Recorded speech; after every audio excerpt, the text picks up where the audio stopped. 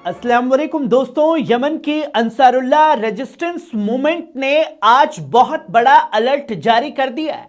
उनके senior leader Mohammad अल फरा ने साफ शब्दों में कहा है कि अमेरिका और इजराइल असली बम गिराने से पहले लोगों के दिमाग पर हमला करते हैं। जी हां दोस्तों, उन्होंने साफ शब्दों में कहा है कि यह जंग मिसाइलों से पहले मीडिया से लड़ी जाती है, यह जंग टैंकों से पहले टीवी स्क्रीन पर लड़ी जाती है, यह जंग सैनिकों से पहले अफवाहों से लड़ी जाती है। दोस्तों, अल फरा जो हैं वो यही नहीं रुके।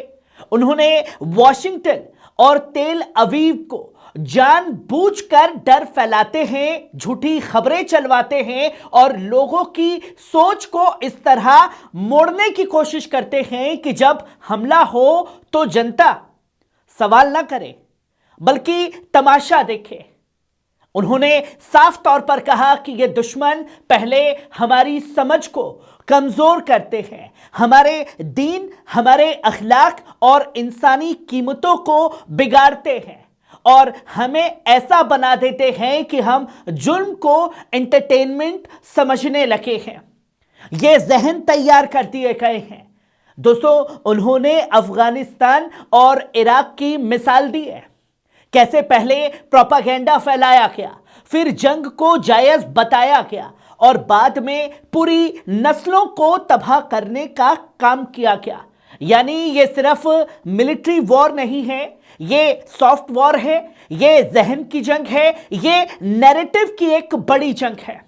और दोस्तों, ठीक इसी बीच ईरान की आईआरजीसी ने अमेरिका पर एक और बड़ा हमला बोला है, लेकिन शब्दों से, जिसकी तस्वीर दुनिया के सामने आई है।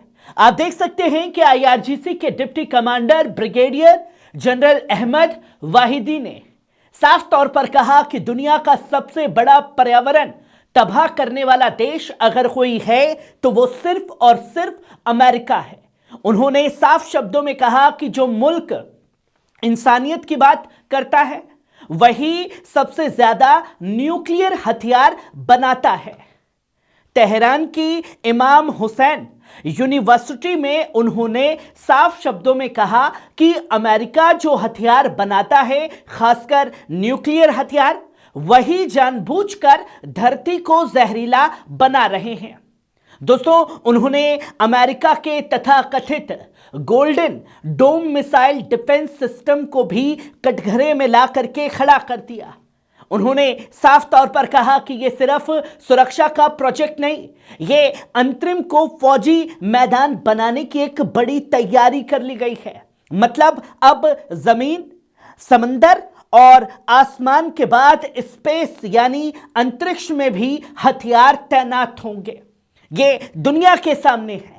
वाहिदी ने न्यूक्लियर टेस्टिंग को लेकर बहुत गंभीर चेतावनी दी है। उन्होंने साफ शब्दों में कहा कि चाहे न्यूक्लियर का धमाका जमीन के अंदर हो या आसमान में, हर हाल में इंसान और कुदरत दोनों मरते हैं। और दोस्तों, याद ये रखने की जरूरत है कि ट्रंप ने अक्टूबर 2025 में पेंटागन को आदेश दिया था कि न्यूक्लियर हथियारों की टेस्टिंग फिर से शुरू की जाए। उन्होंने साफ तौर पर कहा था कि रूस और चीन टेस्ट कर रहे हैं तो अमेरिका भी बराबरी करेगा। लेकिन एक्सपर्ट्स चेतावनी ये साफ तौर पर दे रहे हैं कि अगर न्यूक्लियर टेस्टिंग दोबारा शुरू हुई तो पूरी दुनिया में हथियारों की दौड़ शुरू हो जाएगी। हर कोई इसमें आगे निकलने की कोशिश करेगा। मैट कोडा नाम के न्यूक्लियर एक्सपर्ट्स ने साफ तौर पर कहा कि अमेरिका में आज भी लोग कोल्ड वॉर के जमाने की न्यूक्लियर टेस्टिंग के जख्म झेल रहे हैं। कैंसर, बीमारियां, जहरीली जमीन, ये सब उसी की देन है, यानी कि अमेरिका की। दोस्तों, एक तरफ अमेरिका पर्यावरण बचाने की बड़ी बड़ी बातें करता है और दूसरी तरफ धरती को परमाणु कब्रिस्तान बना रहा है, यानी कि जहर खुद अमेरिका द्वारा बांटा जा रहा है। और अब आते हैं तीसरी और सबसे खतरनाक खबर पर। ट्रंप का नया हथियार F-47 फाइटर जेट पूरी तरीके से तैयार। दावोस में खड़े होकर ट्रंप ने साफ शब्दों में कहा कि दुनिया में इसके मुकाबले का कोई भी विमान आज तक नहीं है। दोस्तों, ये अमेरिका का छठी पीढ़ी का स्टेल्थ फाइटर जेट है। नाम है F-47 और ट्रंप ने इसे कहा है सबसे तबाही मचाने वाला विमान। क्या यह विमान ईरान के खिलाफ इस्तेमाल होने वाला है?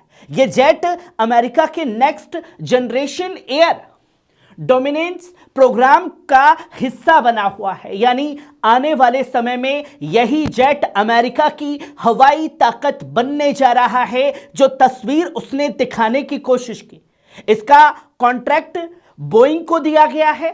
इसमें stealth technology, long range missile system तैनात की जा सकती है और ऐसी सेंसर टेक्नोलॉजी है जो दुश्मन को पहले देखेगी और फिर देखने के बाद मारेगी।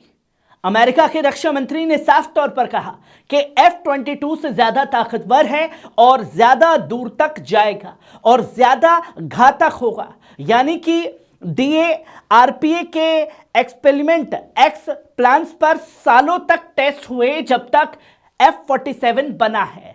अब सवाल यह है दोस्तों, जब अंसारुल्लाह कह रही है कि अमेरिका इजराइल दिमागों की जंग लड़ रहे हैं, जब IRGC ये साफ शब्दों में कह रही है कि अमेरिका धरती को तबाह कर रहा है, और जब ट्रंप आसमान में नया कातिल जहाज उतार रहा है, तो क्या ये सिर्फ महज एक इत्तेफाक है या ये एक बड़ी स्कीम जो है वो तैयार कर ली गई है? एक तरफ प्रोपेगेंडा, दूसरी तरफ न्यूक्लियर तैयारी, तीसरी तरफ सुपर फाइटर जेट। यानी कि दोस्तों, ये सिर्फ हथियारों की एक बड़ी दौड़ नहीं रह गई है, ये पूरी इंसानियत के भविष्य की जंग बन चुकी है, जो तस्वीरें सेट की हैं डोनाल्ड ट्रंप ने। अंसारुल्लाह ने साफ कहा है, अगर कौमें बेहोश रही तो दुश्मन जीत जाएगा, अगर कौमें जाग गई तो कोई ताकत उन्हें गुलाम नहीं बना सकती, चाहे वो अमेरिका हो या इजराइल। आज असली लड़ाई मिसाइल और जहाज की नहीं है, आज असली लड़ाई है सच और झूठ की। आज असली लड़ाई है मीडिया और माइंड गेम की, जो बनाने की कोशिश की जा रही है। और दोस्तों, जिस दिन लोग ये समझ गए कि डर दिखाकर जंग बेची जा रही है, उस दिन सबसे बड़ा हथियार बेकार हो जाएगा और जो होड़ मची हुई है अमेरिका की, उस पर लगाम लगेगा। क्योंकि जंग बंदूक से नहीं, दिमाग से जीती जाती है। और आज दुनिया के दिमाग को निशाना बनाने का काम सिर्फ दो मुल्क कर रहे हैं, अमेरिका और इजराइल। कैसी लगी आपको खबर? कमेंट बॉक्स में आकर के अपनी राय जरूर दीजिएगा। शुक्रिया।